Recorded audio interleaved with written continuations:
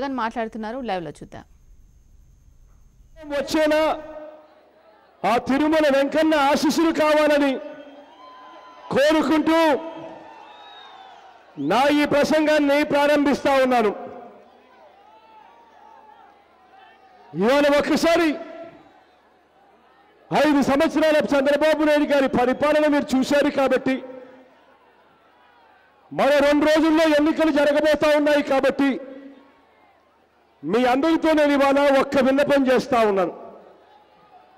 మీ అందరూ కూడా ఒక్కసారి మీ గుండెల మీద మీరు చేతులు వేసుకొని ఒక్కసారి ఆలోచన చేయమని మిమ్మల్ని అందరినీ కూడా కోరుతా ఉన్నాను. ఈ 5 సంవత్సరాల పరిపాలనలో మనకు మంచి జరిగిందా అన్న అంశం మీద ఒక్కసారి మీ గుండెల మీద చేతులు వేసుకొని ఆలోచన చేయమని అడుగుతా ఉన్నా. మామూలుగా అభివృద్ధి జరిగింది అని అంటా ఉంటారు. అభివృద్ధి జరగడము అనంటే నాకు తెలిసిన అభివృద్ధి మీకు తెలిసిన అభివృద్ధి అయితే, నాకు తెలిసినంత వరకు అభివృద్ధి అంటే ఏమిటి అనంటే నిన్నటి కన్నా ఈ రోజు బాగుంటే అభివృద్ధి చెందాము అని చెప్పి ఎవరైనా కూడా అనుకుంటాం. కానీ అదే పరిస్థితి ఈ 5 సంవత్సరాల చంద్రబాబు నాయుడు గారి పరిపాలనలో ఈ 5 సంవత్సరాల కన్నా ముందు కన్నా ఇవాళ మన పరిస్థితులు మెరుగ్గా ఉన్నాయా లేదా అని చెప్పి ఒక్కసారి ఆలోచన చేయమని మిమ్మల్ని అందరినీ కూడా కోరుతా ఉన్నాను. ఒకసారి ఆలోచన చేయమని అడుగుతా ఉన్నాను. అప్పట్లో ఆ దివంగత నేత ప్రీతమ నాయకుడు రాజశేఖర రెడ్డి గారి సువర్ణ యుగంలో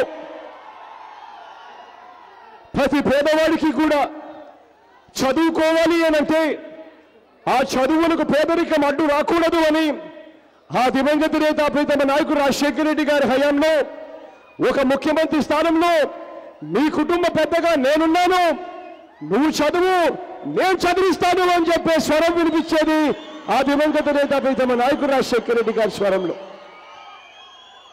ఆ కాలంలో మన పిల్లలు ఇంజనీర్లు చదవాలన్నా, మన పిల్లలు డాక్టర్లు చదవాలన్నా, మన పిల్లలు ఏ పెద్ద చదువులు చదవాలన్నా కూడా పూర్తి ఫీజు రీయింబర్స్మెంట్ ఇచ్చి ఆ ప్రతి పేద కుటుంబానికి కూడా అప్పుల పాలయ్యే పరిస్థితి రాకుండా, ఆస్తులు అమ్ముకోవాల్సిన పరిస్థితి లేకుండా ఆ దివంగత నేత ప్రీతమ నాయకుడు రాజశేఖర రెడ్డి గారి సువర్ణయుగంలో ప్రతి పేదవాడికి నేనున్నాను అని చెప్పే స్వరంతో ఆ దివంగత నేత ఉండేవాడు. ఒకసారి ఆలోచన చేయమని అడుగుతా ఉన్నా, అభివృద్ధి అంటే ఏమిటి అన్నది. ఆ రోజు కన్నా ఈ రోజు మన పరిస్థితి ఎలా ఉందో ఒక్కసారి ఆలోచన చేయమని అడుగుతా ఉన్నా. ఈ రోజు మన పిల్లలను మనం ఇంజనీర్లుగాను, డాక్టర్లుగాను, కలెక్టర్ల వంటి పెద్ద పెద్ద చదువులు చదివించాలంటే ఇవాళ ఫీజులు చూస్తే, కాలేజీకి వెళ్ళాలంటే ఫీజులు చూస్తే సంవత్సరానికి ₹1,00,000 అవుతా ఉన్నాయి. ఫీజు రీయింబర్స్మెంట్ పరిస్థితి చూస్తే పూర్తిగా కత్తిరించి పూర్తిగా నిర్వీర్యం చేసిన కార్యక్రమం పరిస్థితి కనిపిస్తూ ఉంది. ఫీజు రీయింబర్స్మెంట్ ఇచ్చేది ఎంత అంటే ఇచ్చేది అరకొరగా ₹30,000 ఇస్తా ఉన్నారు. అది కూడా అక్షరాల 1,800 కోట్ల రూపాయలు బకాయిలు పెట్టిన పరిస్థితి ఇవాళ రాష్ట్రంలో కనిపిస్తూ ఉంది. ఒకసారి ఆలోచన చేయమని అడుగుతా ఉన్నా. ఈ రోజు మన పిల్లలు మనం చదివించాలి అని అంటే అప్పుల పాలై ఆస్తులు అమ్ముకుంటే తప్పనిచ్చి ఈ రోజు మన పిల్లలు చదివించే పరిస్థితిలో మనం ఉన్నామా అని చెప్పి ఒక్కసారి ఆలోచన చేయమని అడుగుతా ఉన్నాను. అభివృద్ధి అంటే ఏమిటి అన్నది మరొక్కసారి ఆలోచన చేయమని అడుగుతా ఉన్నా. నిన్నటి కన్నా ఈ రోజు మనం మెరుగ్గా ఉంటే అభివృద్ధి చెందాము అని చెప్పి మనం అనుకుంటాం. ఒక్కసారి ఆలోచన చేయమని అడుగుతా ఉన్నాం. అదే నాన్నగారి హయాంలో ఏ పేదవాడికి ఆరోగ్యం బాగోలేకపోయినా, ఏ పేదవాడికైనా కూడా ఆపరేషన్ చేయించాల్సిన పరిస్థితి వస్తే ఆ పేదవాడు కేవలం 108 అనే నంబర్కు ఫోన్ కొడితే చాలు, కోయ్ కోయ్ కోయ్ అంటూ 20 నిమిషాల్లోనే ఆ పేదవాడి ఇంటికి అంబులెన్స్ వచ్చి బాగోలేని ఆ పేదవాడిని తీసుకొని పెద్ద హాస్పిటల్లోకి చేర్పించి ఎంత పెద్ద ఆపరేషన్ అయినా ఆ పేదవాడికి ఉచితంగా చేసి చిరునవ్వుతో ఆ పేదవాడిని ఇంటికి పంపించే రోజులు ఆ దివంగత నేత ప్రీతమ నాయకుడు రాజశేఖర రెడ్డి గారి రోజులు. ఈ రోజు ఒక్కసారి చూడమని అడుగుతా ఉన్నా. అభివృద్ధి జరిగిందా లేదా అన్నది ఆలోచన చేయాలి అంటే ఒక్కసారి ఆలోచన చేయమని అడుగుతా ఉన్నా. ఈరోజు మనలో ఎవరికైనా బాగోలేకపోతే 108 అనే నంబర్కు ఫోన్ కొడితే కొయ్యి కొయ్యి కొయ్యి అంటూ రావాల్సిన అంబులెన్స్ వస్తుందో లేదో కూడా భయపడాల్సిన పరిస్థితిలో ఇవాళ ఉన్నామా లేదా అని అడుగుతా ఉన్నాను మీ అందరితో కూడా. నేను ఒక్కసారి ఆలోచన చేయమని అడుగుతా ఉన్నా. ఈరోజు ఎవరికైనా బాగోలేకపోతే ఆరోగ్యశ్రీ పరిస్థితి ఏమిటి అంటే, పెద్ద హాస్పిటల్లోకి వెళ్ళి వైద్యం చేయించుకోవాలి అంటే, గుండెపోటు వచ్చిన న్యూరో సర్జరీ చేయించుకోవాలన్నా, ఇంకొకటి ఏది చేయించుకోవాలన్నా కూడా మెరుగైన హాస్పిటల్ అన్నీ ఉండేటివి హైదరాబాద్లో ఉన్నాయి. ఈరోజు మనకెవరికైనా బాగోలేకపోతే అదే హైదరాబాద్కు వెళ్ళి ఆపరేషన్ చేయించుకుంటే ఆరోగ్యశ్రీ కటింగ్. ఒకసారి ఆలోచన చేయమని అడుగుతా ఉన్నా. ఈరోజు ఆరోగ్యశ్రీ పరిస్థితి ఎట్లా ఉందో.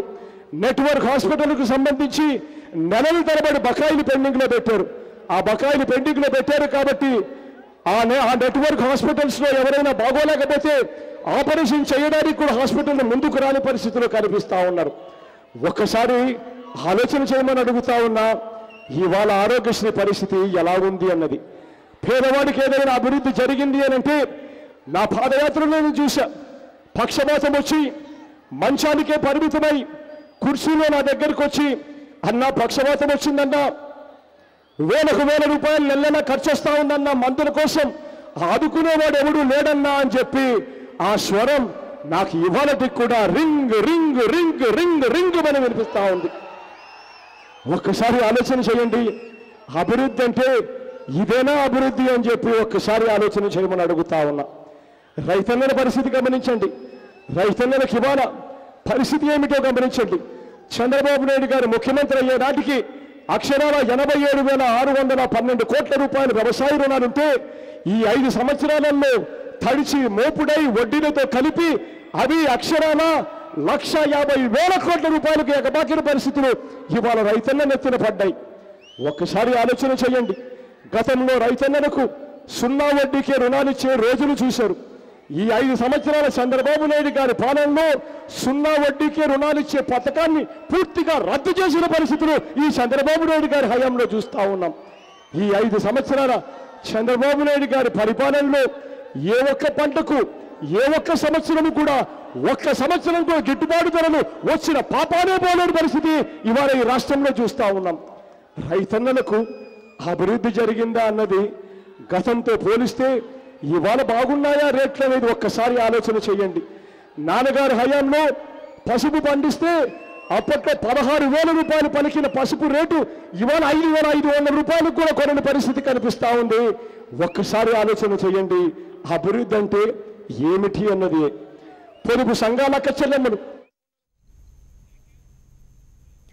ఇవి బులెటిన్